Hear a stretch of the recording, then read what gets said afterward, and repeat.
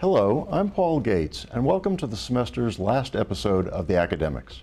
I'm joined by my fellow panelists Dave Spiceland and Heather Preston. Now Appalachian Junior Tyler Harden will go over the topics that we'll be discussing today. Hello, I'm Tyler Harden. Today on The Academics, the panel will discuss the current events affecting us globally, nationally, and locally here in the High Country. Today's topics are President Trump's first 100 days in office, a reflection on Appalachian State University, and the violence in American politics and protest. Thank you, Tyler. Today on The Academics, we'll first be looking at the first 100 days of the Trump administration. Has he lived up to the promises? What's happened? What hasn't happened? What's happened that's good or bad? Who wants to start that? Well, who brought up this 100 days thing in the first place? It appears that that was going back to Franklin Roosevelt, and of course there were a lot of things that needed to be, worked out, discussed, or whatever back in 1933 when he took office. Mm-hmm. But it's kind of an artificial benchmark of some sort. And even early in the campaign, future President Trump or campaigning Trump seemed to downplay the whole reason and the significance of 100 days. But now it's important, apparently. But he did campaign a lot on day one. We're going to do this and that, and in the first 100 days, we're going to do this or that. Well, for better or for worse, everybody's kind of latched on to that as some sort of benchmark, or a little over 3 months. Well, all benchmarks are arbitrary. Well, they're set. Why they're set? Well, to give you something to judge against. Yes, the world has changed since the 30s, but I would say that there are a lot of things that need to be taken care of. The problem is that the way in which things can be taken care of has changed dramatically.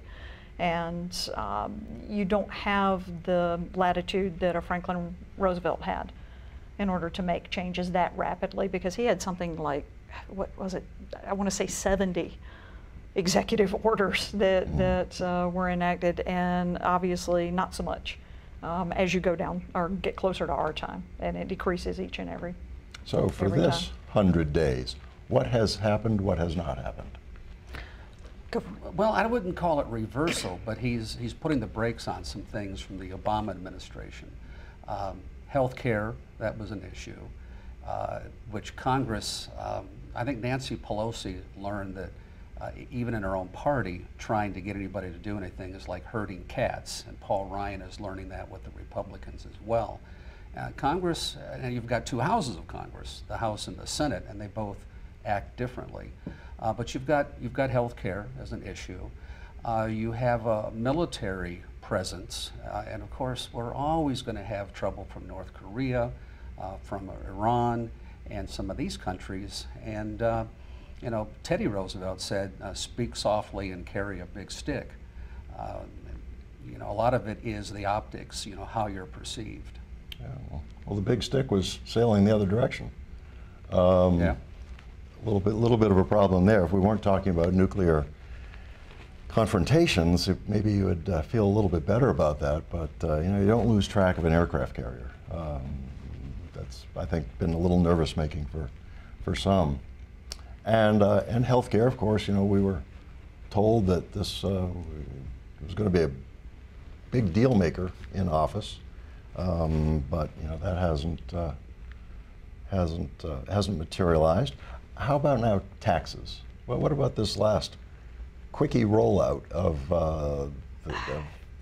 what's supposed to be, I think, tax reform at some point? Well, kind of true to course with some other rollouts and ideas. It's short and sketchy on details, what actually will occur or can occur, but it seems to be a redistribution, again, of wealth to corporations. Well, reduction of the tax rate to 15%. Absolutely. But not just corporations. No, not just corporations. Wealthiest individuals in the country as well. In terms of what's happened or what hasn't happened, there's not a whole lot of hard happening of anything.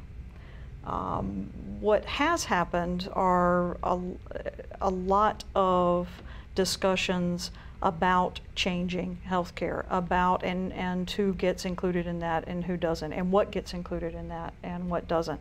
And that's as good a place as any to start about what certainly can be perceived as a rollback of progress in terms of women's rights, in terms of the environment, and how the EPA has been severely limited in what it oversees and what it will do in the future.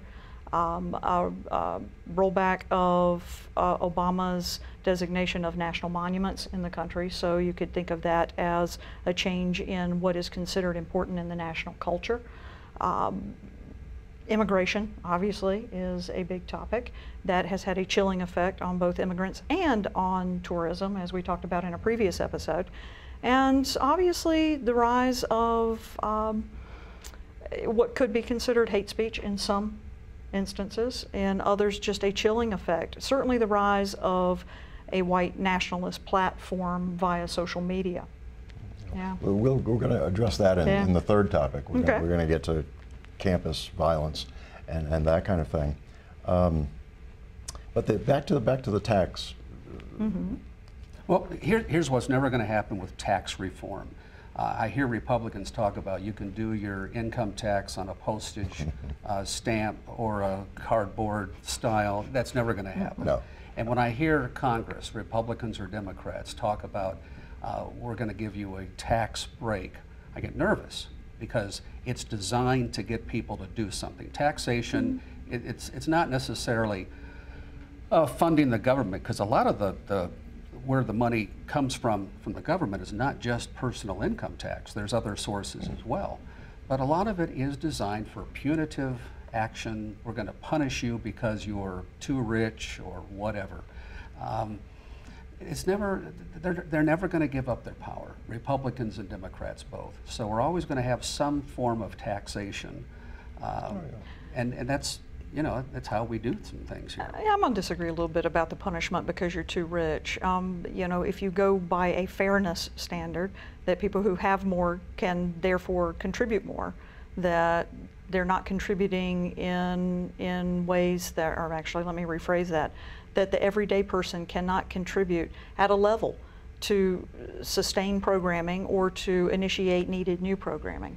When you cut corporate tax rate from, what is it, 34, 35% to 15%, where is that money going to come from for military increase, which is the biggest increase in Trump's proposed budget? You know, where is the money? Obviously, cutting stuff, the national arts, cutting programs for underprivileged children in schools. That's a drop in the bucket compared to what military is going to need and what we actually run on an at an everyday level. So, you know, you're really reducing the income by doing that. That's an open question, of course. You know, what's it going to do to the deficit? You know, there's been nothing said about that. Yeah. What it actually means on the ground. But it would be one thing if say, the top tax rate went down to 30%, the middle one 20% that most people would pay, and you know, the lowest one 10%.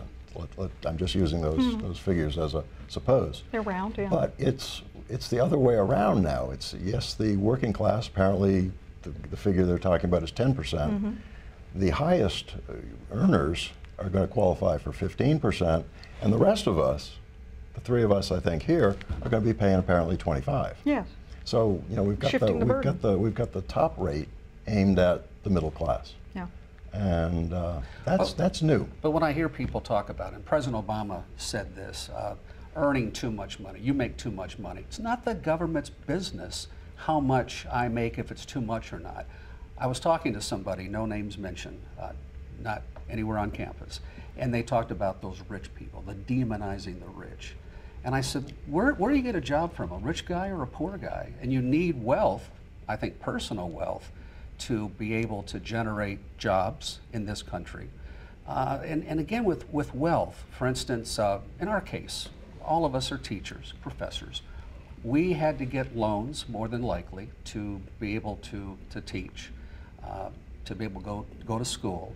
And so with wealth, for instance, if you're a doctor, you had to go to school, you had to do a lot of things that you put out money, that risk factor. So why do we punish people who are indeed making money the right way. And if somebody makes more money than me, I don't care. Good for them. Yeah. It's not a punishment. Again, it's a fair share of the burden what's for running fair? the country. What's fair? That's Well, the if you problem. make more, you can contribute more. So I would not expect someone who makes half of what I make to be taxed at the same level. Well, again, if you make a lot of money, Or a percent, 1% of what I make to be taxed at the same level. well, we're going to have to Well, disagree about they that. always say it's not what you make, it's what you keep. Yeah. And if you make $3 million and keep 1.5, that's a pretty good deal. If you make 100,000 and only keep 70,000, that's not such a good deal. No. But I heard President Clinton say, "You don't know how to spend your money." It's none of your business, Mr. President. If it's my money, and we can get into a question about where does the money come from and wealth and those kind of things. It's my business. It's not the government's business to tell me how to spend my money. Well, okay, let's turn to our second topic, which actually is local. We're going to bring it down to Appalachian State's campus.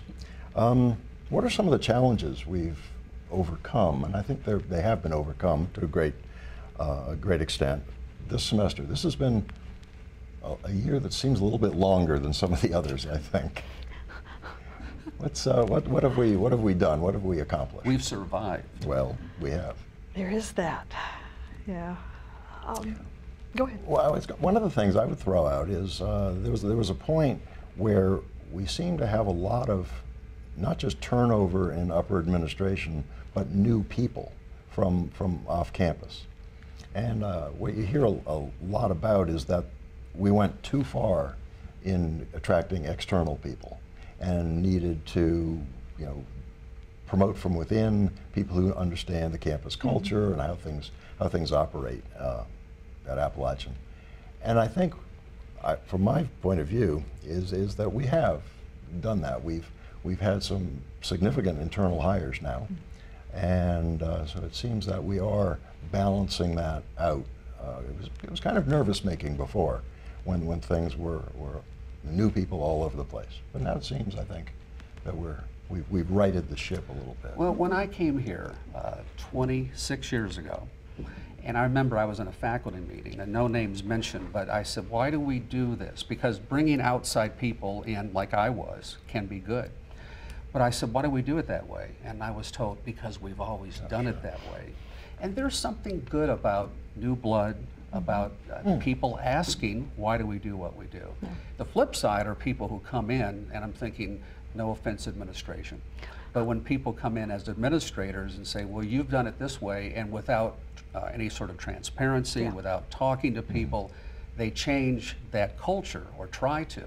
And that's very difficult on the organization. Yeah, that's what I was going to say. That partially why we've achieved balance is an initiative to get feedback from people, and fairly open attempt to say, okay, you know how it's worked for however long you've been here, whether it's a year or 5 or 26 or wherever you are. What have you noticed that's worked, hasn't worked? What can we learn from those experiences? Here's our viewpoints as people who've come from the outside. How do they balance? Right. Yeah. Yeah, it's different when new faculty, by definition, come from the outside, and the idea is they acquire the perspective that you're talking about there, Heather, after they've been here a while and work through the ranks and maybe ease into administrative positions of one sort or another. And those are the people who understand the culture. They were outsiders when they arrived, but now they've grown up through our system. Different when you bring in a vice chancellor from the outside who has a lot of power. Has a lot of power. Yeah. It was steeped in the culture from wherever they came from previously, and that transition is not always smooth. Well, I just came from a conference out of state. In fact, it was way out west, and I love the West. But I would try to explain to them where I was from, and they'd say, well, the first thing was Appalachian State. Oh, no, wait a minute. I'd try to explain that to them. Because I grew up in Detroit, and we said the Appalachian Mountains. Right. So there was some learning curves for me. Yeah. But I think that we have one of the best I'll brag on you folks in the back. I think that we have one of the best electronic media programs in the state. But people think in the mountains, maybe barefoot, you know, those kinds of things. And I think we as a reputation for the university, I think we're still redefining ourselves for people who are not from here or not familiar with North Carolina or whatever. But I think we've got a lot of things going for us. And the very fact we have a program here which is on the internet that we didn't have 2, 3, 4 years ago it's a great thing. Sure. Yeah. Oh yeah, I think Heather and I would both agree with that we have made that kind of progress too, from a smaller regional campus to a pretty big regional campus. I mean, that has really been our growth. And of course, you know, part of that, Dave, is like you say, it's our reputation for what we've accomplished. Well, and also I've done research on the Tweetsie Railroad, not the Tweetsie Park, but the railroad that, in fact, where we are was where the train station was years ago. And I've done some research on the school. It was a teaching school. It was a college, not a university. And even still, you know, we were called the forgotten counties because we didn't get a whole lot of funding from the state. Some would say we still don't.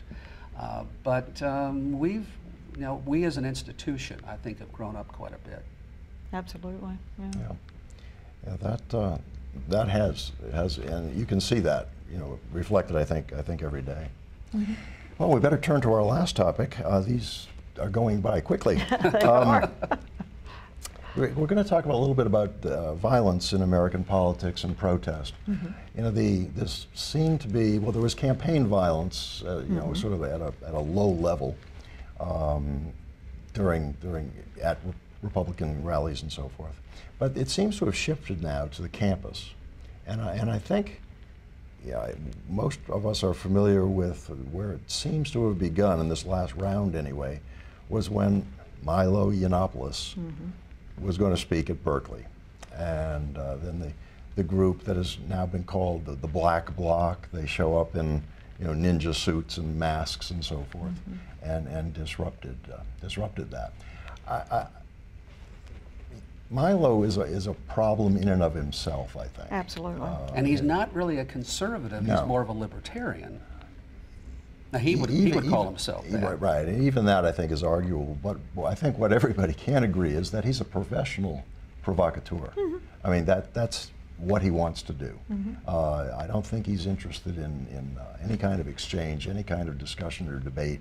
He just wants to rile things up, and has done a pretty good job at that. And it's cost him his job too. No, yeah. You know, after the Berkeley stunt, that he obviously had a hand in, and some of the other things he said. Absolutely. Following that, yeah, he got himself bounced. But Berkeley was this back in the '60s, Sure. free Speech movement. speech. And Absolutely. there were people who supported, like Coulter was going to speak. In fact, we're recording this on a Thursday. She was going to speak on a Thursday. And there were people from the left and Democrats who said that she should be able to speak. And then the university said, well, no, we're not sure we can really take care of your safety or whatever. So why don't you come next week when the students are off campus? And that's very problematic. If you think a university is a place where there should be an exchange of ideas, then it needs to be a place where there's an exchange of ideas. There is no place for violence, frankly, in society, but certainly not on a university campus. And you know, I have no problem with what happened to Milo, but I do have a problem with what happened to Ann Coulter. As I think it was Bernie Sanders who said, "What are you afraid of? Her ideas?" That's right. That's the whole point of this. Go, listen, or don't go. No one's making you. The violence angle, I think, tends to skew the conversation. It does. Either way, it does. Because universities obviously have a responsibility to protect the property and the lives of students, particularly people they are charged with taking care of while they're on campus. But that gets used as the excuse. Yeah, the message has to come from the top, though. Right. And the message that Berkeley is sending is, we will be held hostage. And that bothers me tremendously. I mean, we had our own instance of some very chilling hate speech graffitied around campus on sidewalks following the election, and this is a predominantly white campus. It was very negative toward people of color, and there is no place for that, and the administration came out immediately and said so, and have taken a number of steps to assure that people of color feel like they belong on this campus. Did they ever catch the person who did this? I don't think so. It wasn't just a person. It was a small group. It was a group. What they did is they broke it was it? up. They didn't prosecute anybody, anything like that. But they kept groups apart and got the offensive messages erased. The chalking. Years ago, I went to Duke and I saw Shelby Steele speak. There was no violence, but there were some people who were not happy with the message. That's okay. I mean, that's something where you can have confrontation. I mean, that's what happens when conflicting ideas are presented, which is the whole idea of the First Amendment in the first place. Yeah, but the way you handle that, and I think we all agree with this, is that you engage each other. Yeah. And not in a fist fight. And even, not even talking about violence, but just shouting down the speaker is equally offensive to the First Amendment. Yes, it is. This is supposed to be a place of ideas. And this would be a university. If it doesn't happen here, where can it possibly happen? That's true. And think about reflection. I'm 60-something. I won't guess your ages, but we're not exactly in our 20s. Think about the things that you used to believe 20, 30 years ago that you don't today, with age, with being exposed to other ideas. You say, okay, I could accept that, or no, I'll reject it, because you can reject things. You could say, it's not acceptable, it doesn't fit into my lifestyle, or whatever, and that's okay. But for somebody to say, no, we're not going to let you hear this speaker, and some people who, and again, the whole idea of what is hate speech and whatever, but if you've got somebody in a room and they've got some dumb ideas, they tend to go away. They can, at least. I mean, you can see the rise of Nazi Germany and those kinds of things. Right. Sure. So hopefully you've got an electorate.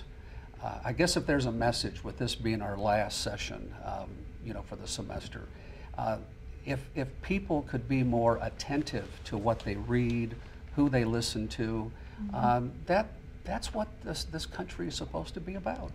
And not start from the position of the other side is evil. Demonizing. And because that's not going to go anywhere. And no, it's there's not. been a little research on that lately in psychology about tribalism and how people arrive at points of view, which is a little bit troubling, because we'd like to think that everybody was a rational actor, like John Locke talked about, as you assume rational beings who then can handle different points of view. Yeah, there's some other things at play here. I mean, we do have a culture of the internet which, for better or for worse, has created an anonymous commenting culture, which emboldens people, right?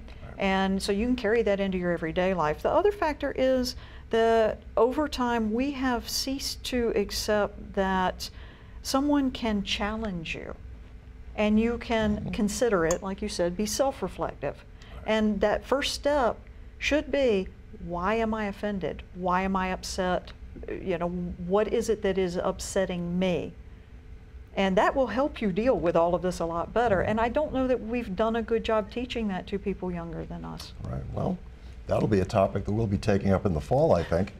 That's our time for this episode of We're out. The Academics. Thank you for tuning in. We'll see you next semester.